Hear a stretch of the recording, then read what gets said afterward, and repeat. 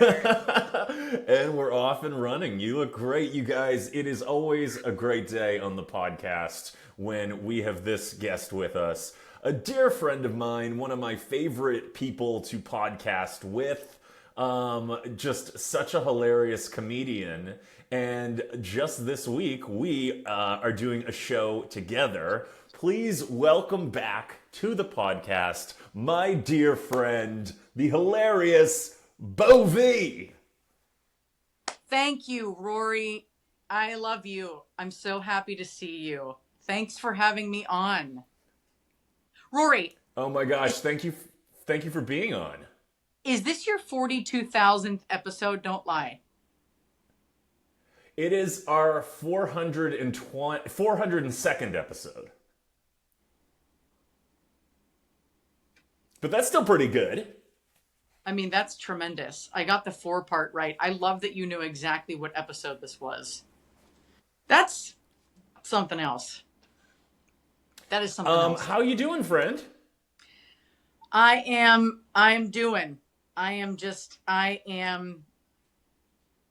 What do people normally say when you ask them that on here? Okay. Usually good. After all, it is called I'm Super Excited. I'm doing great in spite. Here, I'm going to give you something that one of my sponsors tells me. You ready? I'm doing great in spite of what my head tells me. Oh, I like that. Yeah. This is the thing is that what I'm excited about this week is that you and I'm going to be opening for you on Friday, August 21st. And it's so special because you were a big part of the taping of my special, and you were one of the comics that opened for me and warmed up the crowd so that when I came out, they were such a great crowd, and it ended up making the special so fantastic, and you were just such a big part of that night. And now you're getting ready to tape, and I want to get the wording correct because I'm still not sure if you're calling it a special or a one-person show, but why don't you tell people what you're getting ready to do? I will. First of all, thank you. Second of all, my cat is taking a shit right now. And what he's doing is he's pushing on the opening of the litter box. So if that sound comes through, that's what's happening over here at my place. Thank you for saying that. I loved opening for you in your special. It was very special. I'm still calling it a special, but to be honest with you, I'm on the fence about calling it a comedy special, which it maybe is silly because it is comedic. Depending on who you ask, it's all subjective. I mean, it's comedic storytelling. What else is stand-up, right? It's not like set up, punchline. So I'm not considering it a one-person show. I think merely for the fact that there's no other like bells and whistles. I'm not really playing other characters.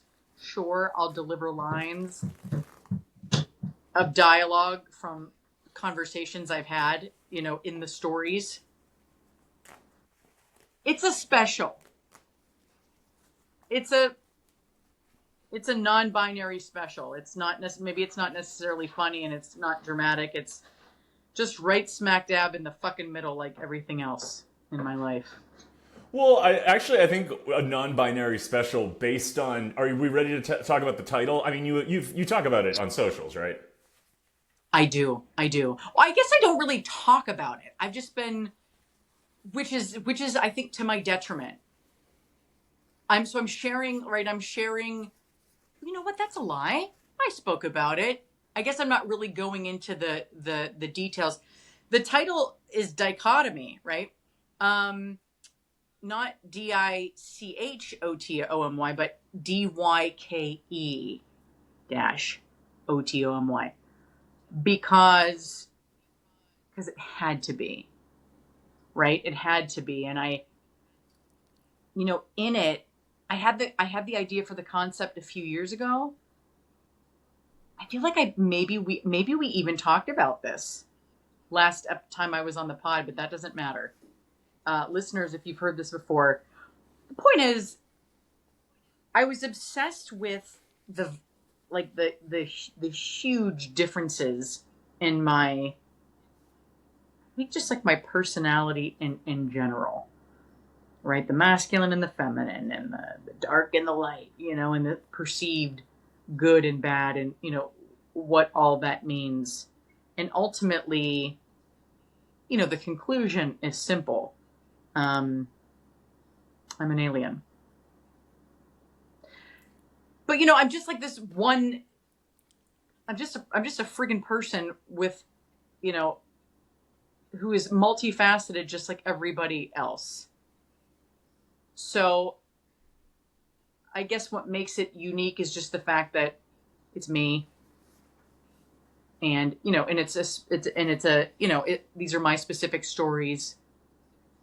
I think they're definitely relatable to people who even don't have gender questioning journeys. Yeah, well, what's so interesting about what you just said is that my special, which I do call a comedy special, was really a big exploration into the different facets of me. And the reason I called it Acquired Taste was because of that joke that I do about how my personality has too many flavors that contradict each other.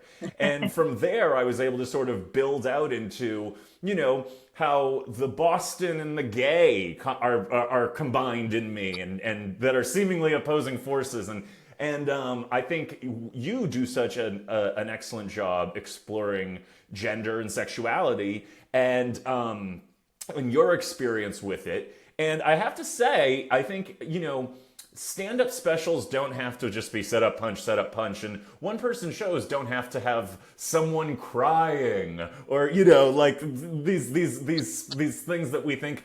But I definitely can understand why you wouldn't want to limit the show, people's understanding of the show. But I have to say, you included me in the process of putting this together, and I gave you a bunch of notes, and we went out to lunch, and we talked about it, and it's been really a huge honor to be involved in it at all, and especially because it's so personal to you, and because you're also my friend. We're not just two comics; you're somebody that I care about, and I've had such a front row seat to what you have been going through in the last few years. And you talk in the show about taking testosterone and top surgery and all these things that, like, I was in your life as you were experiencing.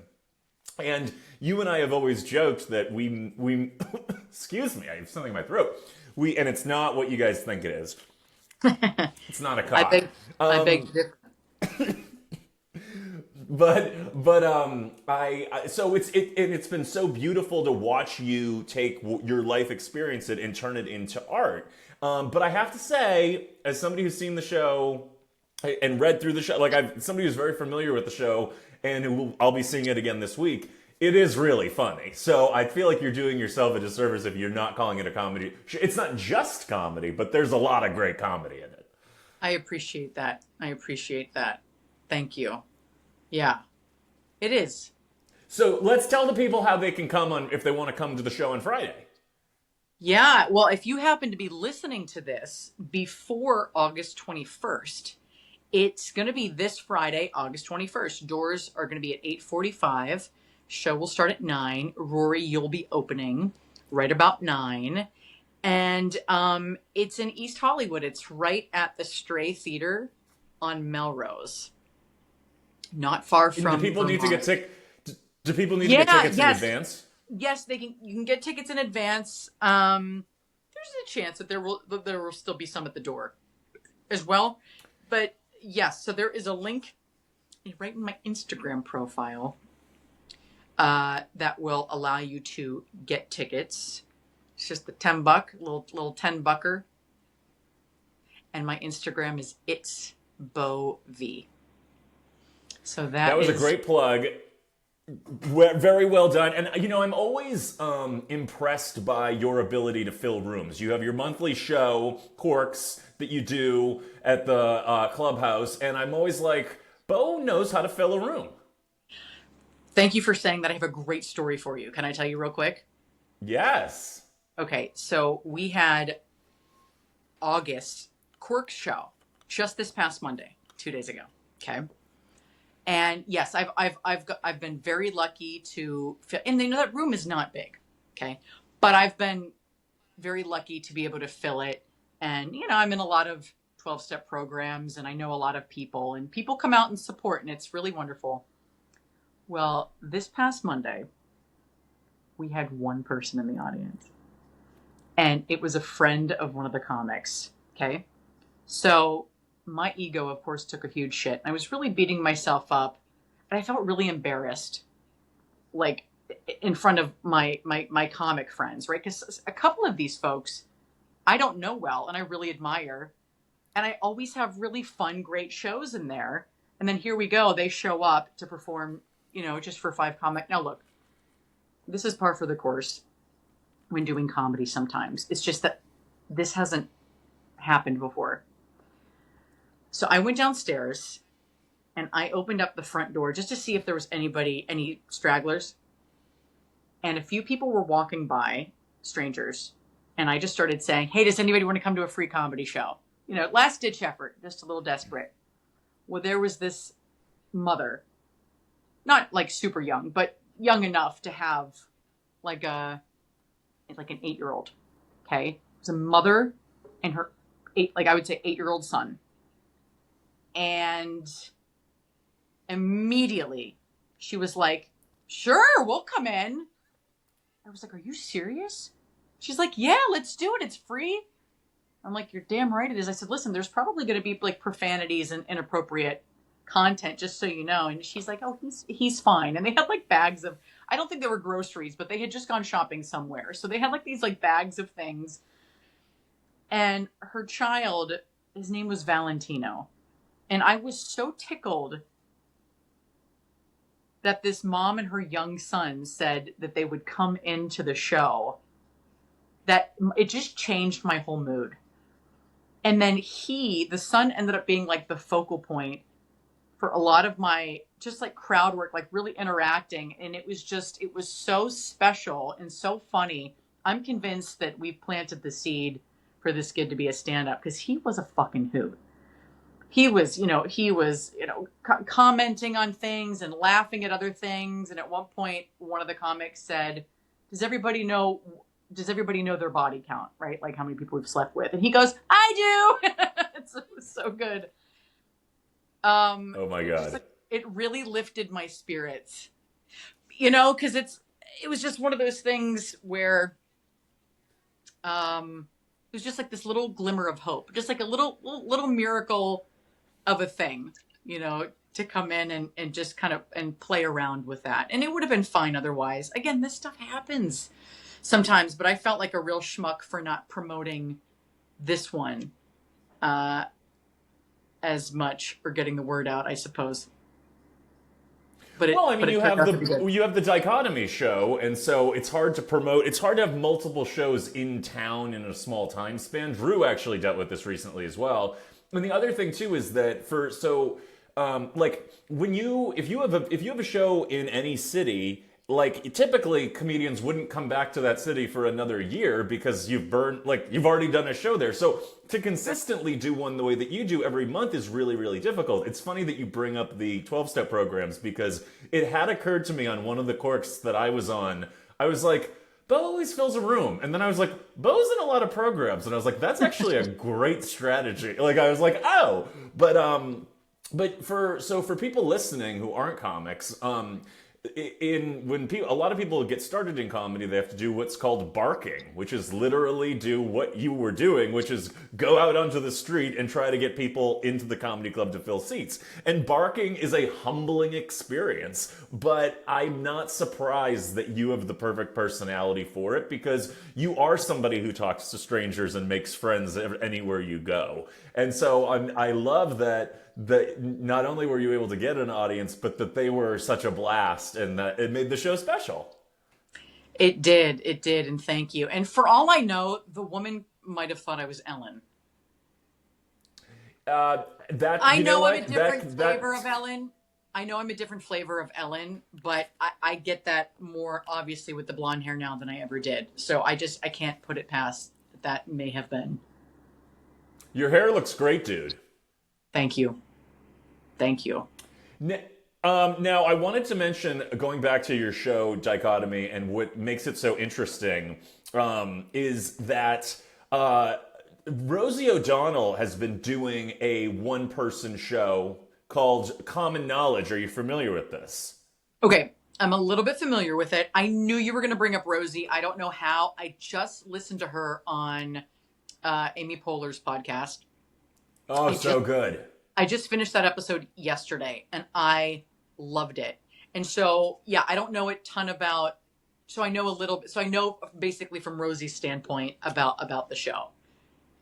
Yeah. Yeah, so Rosie is one of my biggest inspirations. I grew up watching the Rosie O'Donnell show every day. Rosie's been really nice to me when we've interacted over the years, and she's always been a major, major, major North Star. Shocking, a lesbian comedian that I look up to. But Rose, and I'm in awe of Rosie's talent as a performer and her integrity and her backbone. And she of course moved to Ireland when fuckface got another term, because she is one of the first people that ever ripped him a new one in public, and then that's why he's so obsessed with her. But she's been doing so much press for this show, Common Knowledge, because she worked out the show in Europe, and then I think did it in Glasgow. What's the big European festival that's not in England? Anyway, so Edinburgh, whatever. Edinburgh. In college? I went there in college, in Scotland. You did. College, yeah.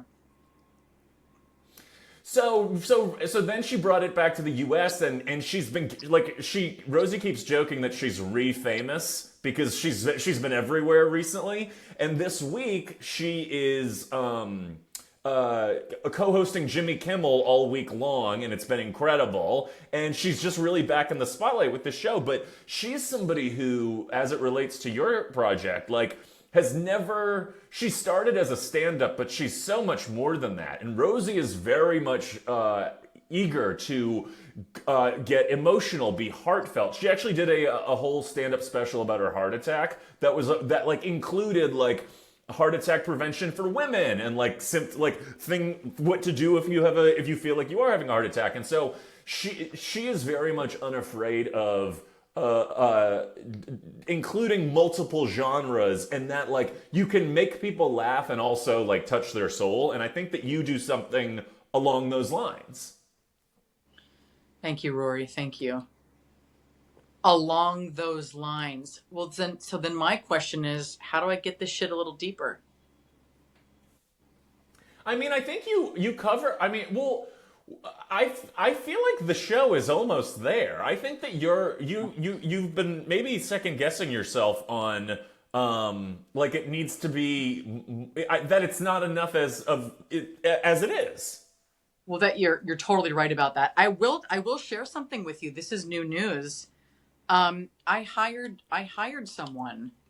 I hired a really wonderful comedy writer who's helped people create their stories. This wonderful woman named Danny. I think I can just plug her. Maybe I just won't for now. In case everything turns out to be a nightmare. That's a joke. Anyways, I hired this wonderful woman who I know, who I didn't know specifically helped people with their shows. Now, I have been listening to myself complain that I need more support with the show for the last few years because I really have been doing it all on my own. And you were wonderful enough to go through all of the beats and make suggestions, which were really friggin' good, by the way. And that was so helpful. Thank you. I'm glad. But I needed to hire someone and be able to just dump on them, right? Because I paid them to do this thing. And so I did that last week. And so I've worked with her a little bit, and it's just getting a little bit more succinct, if you will. And,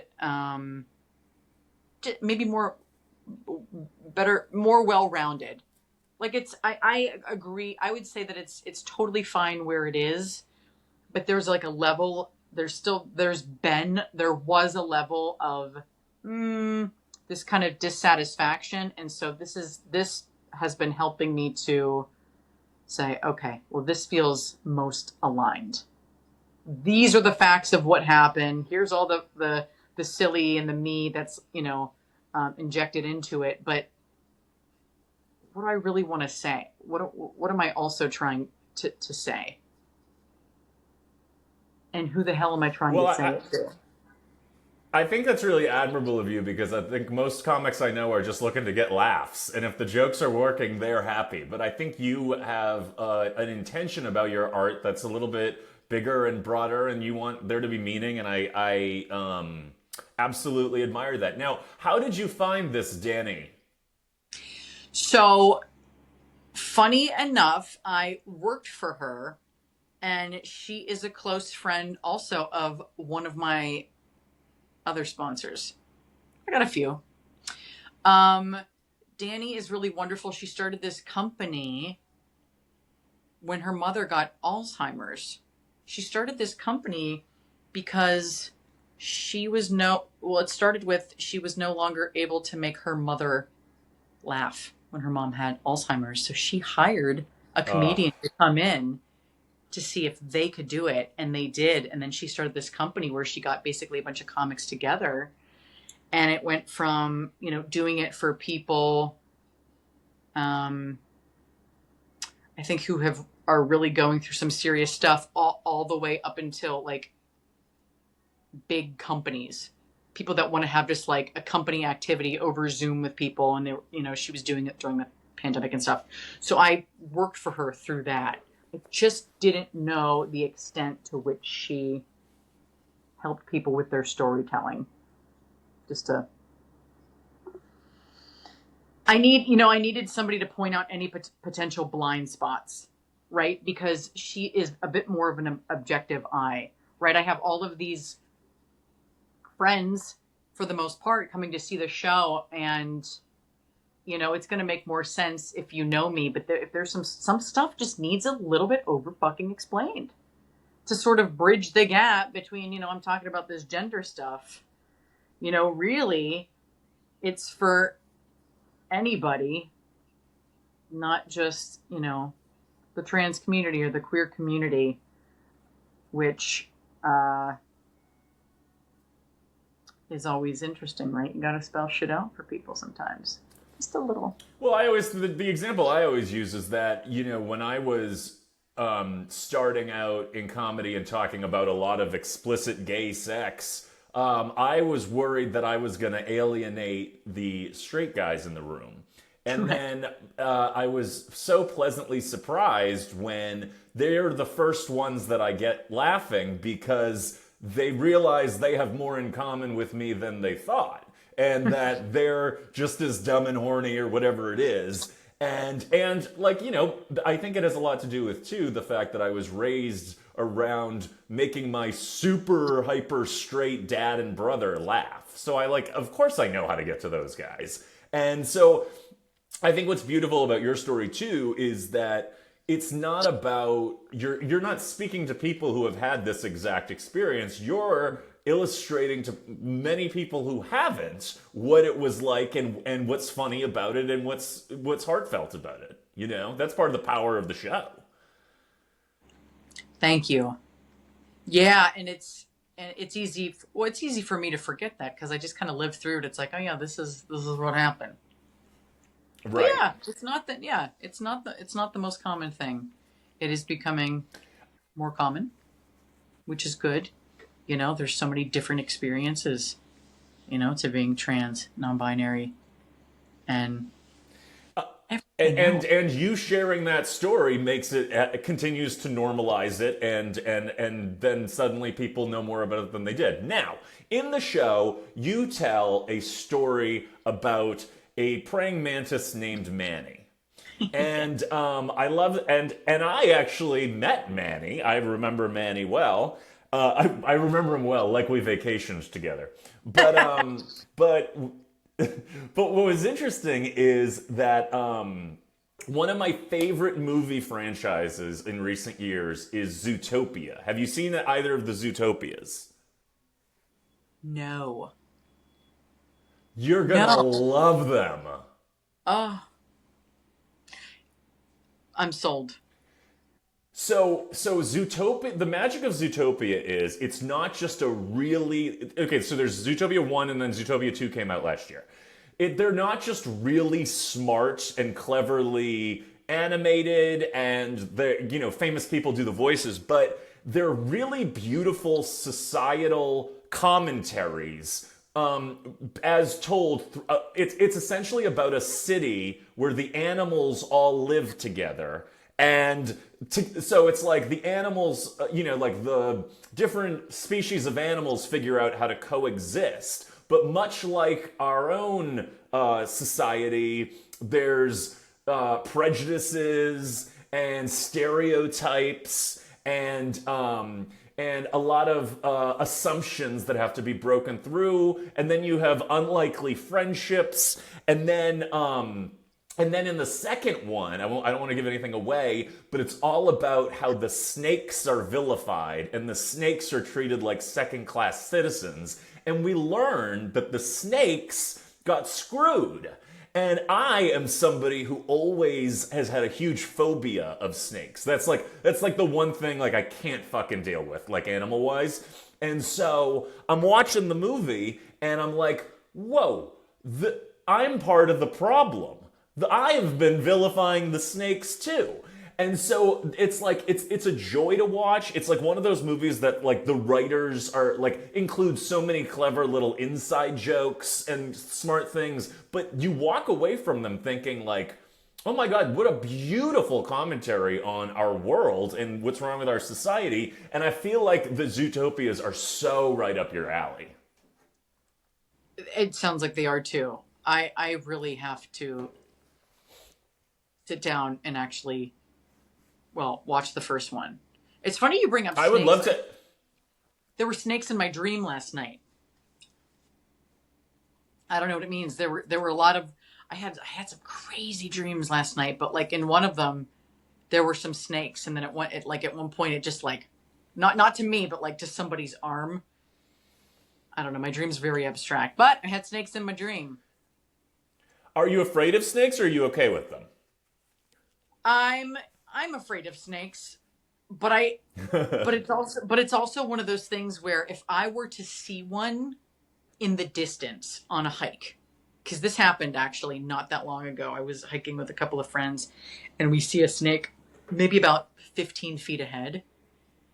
I got really intrigued and I kept creeping closer to it. I wanted to get as close as I could, but not too close, just so that I could watch it and be sort of freaked out from a distance. But if I was hiking and I accidentally, like say I almost step on one, I would scream like a little bitch and No, run. that's the correct response. I saw on TikTok a video of these giant snakes fighting on a hiking path in Southern California, and I was like, no fucking way. It looked terrifying. No, but are you serious?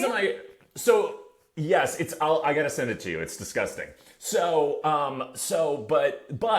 I think you should come over and we should watch Zootopia 1 because. But the reason I brought it up is also because they just announced that Zootopia 3 is coming, and it's going to be all about the arrival of birds in the Zootopia city. So we're going to see what happens with the birds. My brother is afraid of birds. I know people who are afraid of birds too, and I love birds. Speaking of birds, this is my cat Bucket. Bucket is 19. I was just going to say, we got to introduce Bucket. Bucket is 19 years old, and I've had her since she was about 3 to 4 weeks old. She's my old Bucket lady. is a goddamn legend. She looks pretty good though, right? Look at this girl. Oh yeah, Bucket. Gorgeous. I would love to. She slipped. I would love to come over and watch the first Zootopia.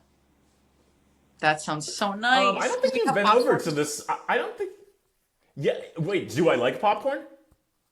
Can we have popcorn? We can. Do you like your popcorn cheesed or not cheesed? Not cheesed. Okay. Well, then I'll have the cheesed and you can have the not cheesed because I like a cheesed popcorn. That's fair. I think I have been to your place, Okay. right? The one in Sherman Oaks? Oh, that's right. For some reason I thought you hadn't been to that one yet. I did, because I But you did. have. That's right. I did. I think it was like 2 years ago, though. It was a minute ago. Now, I want to ask you, is there anything that you've been watching that has been really resonating with you that you can't stop thinking about? Okay, that has been resonating with me that I can't stop thinking about. That's so interesting that you Yeah, asked just it. like podcast or a Yeah. TV show or a movie. Just something that you watched that you were like, wow. Okay. I know this. I know this. It's funny because I've always struggled to like really sit down and enjoy movies and shows, which I highly recommend if you're an actor or comic in Hollywood. Why? Why? I've been trying to like sit and watch more shit. I want to be honest with you.